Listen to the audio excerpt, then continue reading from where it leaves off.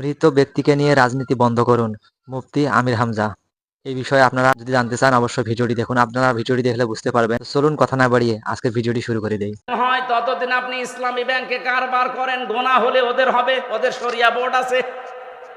এবার প্রশ্ন আসতে পারে কেন? এইদিকে তাকান। বিশ্বনবী নিজে 13 বছর মক্কায় নির্যাতিত, অত্যাচারিত, জুলুমের শিকার হয়েছেন না হননি?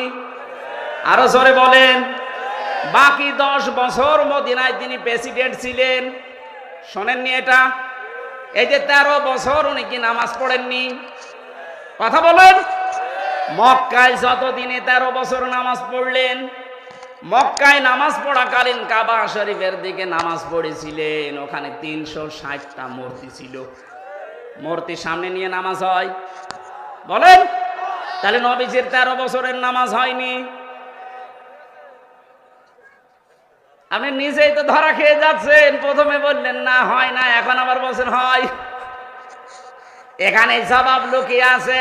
যতদিন পর্যন্ত এদেশে ইসলামী রাষ্ট্র প্রতিষ্ঠিত না হবে, ততদিন পর্যন্ত যদি ইসলামী ব্যাংকেও কারবার করেন, আপনার কারবারে গোনা হবে না, কারণ যাকাত রাষ্ট্রীয়ভাবে কায়েম নেই।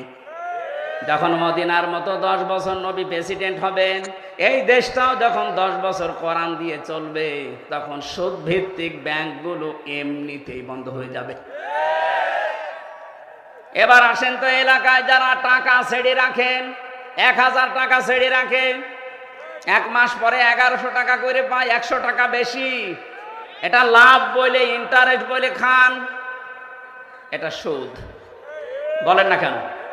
বলেন। এই সুদ যারা খাচ্ছেন তারা মায়ের সাথে জেনা করছেন। এত বড় কঠিন গুনাহ হয়তো অনেকে জেনে বা না জেনে করছেন। আজকেই তাওবা করে আপনি বাদ দিয়ে দেবেন। জীবনে আপনি আর এই টাকা বেশি করে নেবেন না, যা আছে ওইটা নেবেন। 1000 টাকা 100 টাকা বেশি নেবেন না। কারা কারা রাজি আছেন হাত তোলেন তো। দেখেন এই এলাকায় যে সুদ চলছে তার প্রমাণ এটা। থাক, আমি আশা করছি আপনি ছেড়ে দেবেন।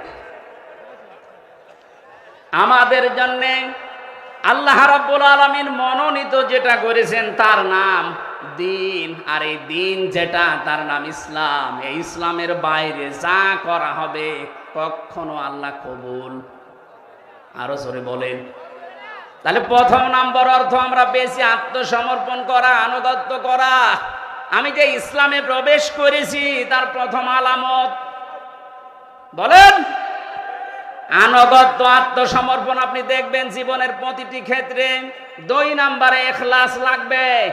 জীবনে যে কোনো কাজ করতে গিয়ে যদি দেখেন যে হ্যাঁ আমার ইখলাস আছে, এই জন্য যারা একামতে দিনের দায়িত্ব এই দেশে পালন করে তাদের প্রথমে এই আয়াতটা পড়ানো হয়, কুল ইন্না সলাতি ওয়া নুসুকি ওয়া মাহইয়ায়া ওয়া মামাতি লিল্লাহি রাব্বিল আলামিন। বলেন আল্লাহু আকবার।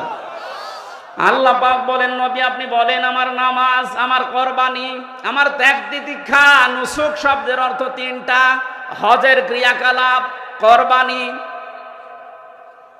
এবং শারীরিক ইবাদত। এই 3টাকে বলা হয় নুসুক। আমার যা আছে শারীরিক ইবাদত, আমার কুরবানি, ত্যাগ তিতিক্ষা, হজের কাজকর্ম, আমার বেঁচে থাকা, আমার মরে যাওয়া, আমি সব আল্লাহর জন্য দিয়েছি, কারো জন্য দেইনি। এরকম ইখলাস প্রতিটি জায়গায় তৈরি করা লাগবে আমাদের। তাহলে আপনি বুঝবেন আপনি ইসলামে প্রবেশ করেছেন। 3 নম্বরে বিশুদ্ধ আকীদা লাগবে। বিশুদ্ধ আকীদা কি? কোরআন শরীফ থেকে আমি পেয়েছি। কেউ যদি বলে আমার আকীদা শুদ্ধ আছে, বিশুদ্ধ আছে, অবশ্যই তাকে শিরক আর বেদাত থেকে মুক্ত থাকা লাগবে। অথচ বাংলাদেশে আমাদের ইমানের অবস্থা শিরক আর বেদাত দিয়ে ভরপুর, আর আমরা বলছি ইসলামে প্রবেশ করেছি। না, হচ্ছে না। এখানে যারা আমরা নামাজ পড়ি, নামাজের আগে ওযু করা লাগে। ওযু ভেঙে যায় 7টা কারণে। কয়টা? বলেন বলেন। নামাজে দাঁড়ালে নামাজ ভেঙে যায় 19টা কারণে। হজ করতে গেলে হজও ভেঙে যায়, দম দেওয়া লাগে, কোরবানি দেওয়া লাগে, জরিমানা দেওয়া লাগে। রোজা রাখলে রোজাও ভেঙে যায় কয়েকটা কারণে। পৃথিবীর প্রতিটি ইবাদত নষ্ট হওয়ার পেছনে কিছু না কিছু কারণ আছে। আমরা যারা ঈমান এনেছি, আমাদের ঈমানও ভেঙে যায় 10টা কারণে। কয়টা?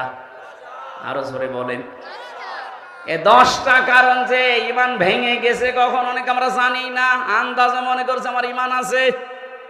এই জন্য আমাদের বিশুদ্ধ আকীদা তৈরি করতে হলে 10টা জিনিস মাস্ট বি আমাদের জানাই লাগবে।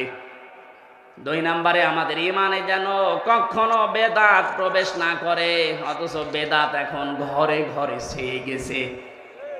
ইসলামের জন্য কিছু করা এটা বেদাত নয়, ইসলামের মধ্যে কিছু করা বেদাত। এটা বাংলা অর্থ বললাম একেবারে এক কথায়। এখানে যে মসজিদ দর্শনায় দেখতে পাচ্ছেন, এই বাজার মসজিদ, হয়তো 100 বছর আগে মসজিদটা বানিয়েছে। যখন বানিয়েছিল ওই ফরফরার পীর সাহেবের যারা ছিল ওই সময়, এই সময় কিরকম 2 তলা ছিল। ওই সময় খড়কোটা দিয়ে, টিন দিয়ে, ছাতা পাওয়ার কি খেজুরের পাতা এই সমস্ত দিয়ে হয়তো বানিয়েছিল। দিন আজ যত যাচ্ছে, আজকে তাকান এখানে টাইলস লাগিয়েছে, মোজাইক পাথর দিয়েছে, এসি লাগিয়েছে, বিউটিফাই করেছে। এটা কি ইবাদতের মধ্যে না ইবাদতের জন্য? এই একটা থিওরি মনে রাখবেন, তাহলে বেদাত কেউ করাতে পারবে না। ইবাদতের জন্য আপনি যা করবেন বেদাত নয়, কিন্তু ইবাদতের মধ্যে যদি কিছু করেন, কথা বুঝতেছেন? এটা জিকির করা একটা ইবাদত। এই জিকিরের শব্দ তাহলে আলাদা থাকবে যদি ইবাদত, এর নিয়ম থাকবে আলাদা, পদ্ধতি থাকবে আলাদা, সময় থাকবে জিকিরের। কোরআনে কারিমে সূরা আরাফের 205 নম্বর আয়াতে আল্লাহ দলিল দিয়েছেন। রব্বুল আলামিন বলেন, আযকুর রাব্বাকা ফি নাফসিকা তাদাররুআ ওয়া খিফাতা ওয়া দুনাল জাহরি মিনাল কওলি বিল গুদুবি ওয়াল আসাল ওয়া লা তাকুম মিনাল গাফিলিন। এখানে জিকির যদি কেউ করতে চায় 4টা নিয়ম মানা লাগবে। 1 নম্বরে মনে মনে, 2 নম্বরে ভীত সন্তুষ্ট হয়ে, 3 নম্বরে উচ্চ আওয়াজ বাদ দিয়ে,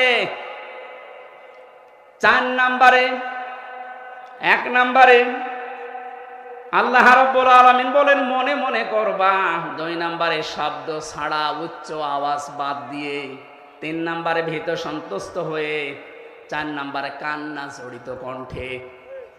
এখন যদি আপনি 4টা নিয়ম বাদ দিয়ে নতুন কোন নিয়ম চালু করেন, উল্টিয়ে পাল্টিয়ে উল্টা পাল্টা করে আপনি এই 4টার ভেতরে নেই, এমনকি নতুন কোন শব্দ যদি যোগ করেন জিকিরের ভেতরে, সুবহানাল্লাহ, আলহামদুলিল্লাহ, লা ইলাহা ইল্লাল্লাহ, আল্লাহু আকবার, এর বাইরে যদি কেউ নতুন শব্দ বলে বলে ই আলী বাবা, কেল্লা বাবা। তো এতক্ষণ পর্যন্ত যে কথাগুলো আমরা শুনলাম, এই কথাগুলো তো থাম্বনেলের বিষয় অনুযায়ী আমি কোনো জায়গায় মিল পেলাম না। অবশ্য থাম্বনেলে যেটা লেখা আছে সেটা কিন্তু আমি এ যাবত এখনো শুনি নাই। তো ওয়াচটা কিন্তু পুরোটাই প্রায় 50 মিনিটের মতো। তো 50 মিনিট ধরে তো দেখা সম্ভব না, লং টাইম হয়ে যাবে। তো অরিজিনাল ওয়াচটার লিঙ্কটা আমি ডিসক্রিপশনে দিয়ে রাখবো, তো আপনারা ওখান থেকে যা দেখে আসতে পারেন, কোনো সমস্যা নেই।